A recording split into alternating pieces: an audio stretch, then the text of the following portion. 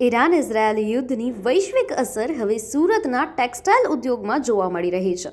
સુરતમાં હાલમાં 400થી વધુ ડાઇંગ અને પ્રોસેસિંગ મિલો કાર્યરત છે, જ્યાં ઉત્પાદન પ્રક્રિયામાં કોલસાનો મોટા પાયે ઉપયોગ થાય છે.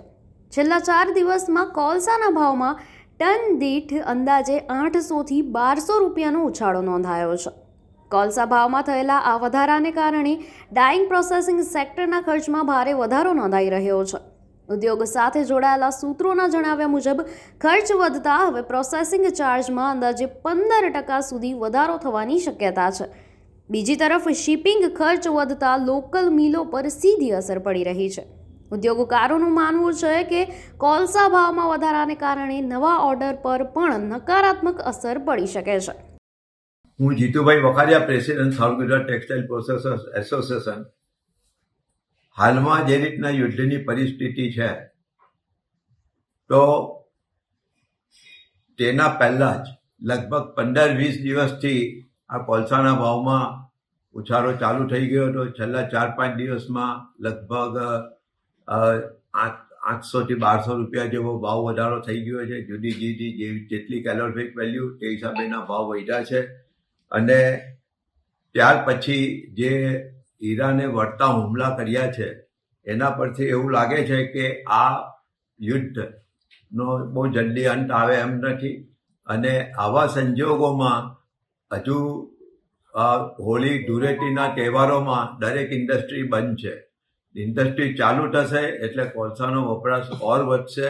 અને આવા સંજોગોમાં જો ભાવ સ્ટેબલ નહીં હશે તો આ ભાવ ક્યાં જઈને અટકશે તેનો એક બહુ મોટું ઇન્ડસ્ટ્રીમાં લોકોને ચિંતાનો વિષય છે. બીજી વસ્તુ કે ટેક્સટાઇલ માર્કેટમાં પણ કાપડ જો આ યુદ્ધના વાતાવરણમાં વેચાણનું ઓછું થશે તો અમારે માટે ભાવ વધારો કરવો પણ ડિફિકલ્ટ રહેશે.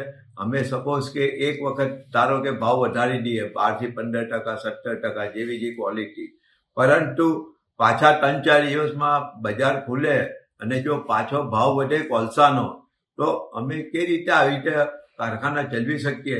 એ અમારે માટે બહુ મોટું સંકટ છે.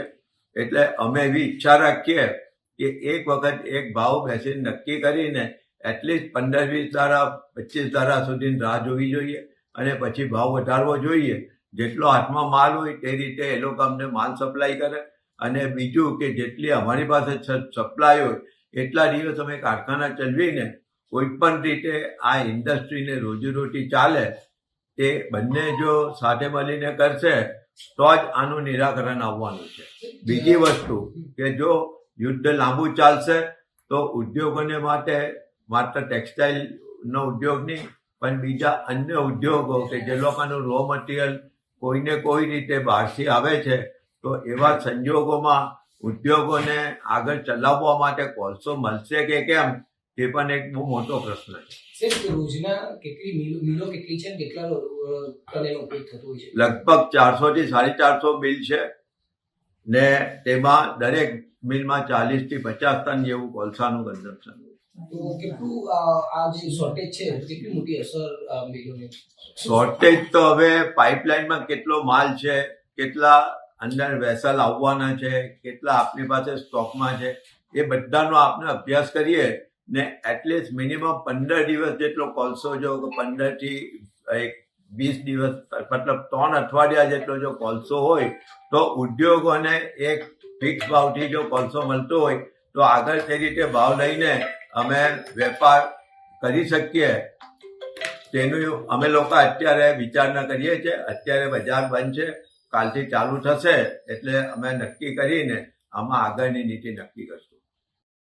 આપનું શું માનવું છે અમને કોમેન્ટ સેક્શનમાં જરૂરથી જણાવશો અને ન્યૂ ભારત ન્યૂઝને લાઇક, શેર અને સબસ્ક્રાઇબ કરશો.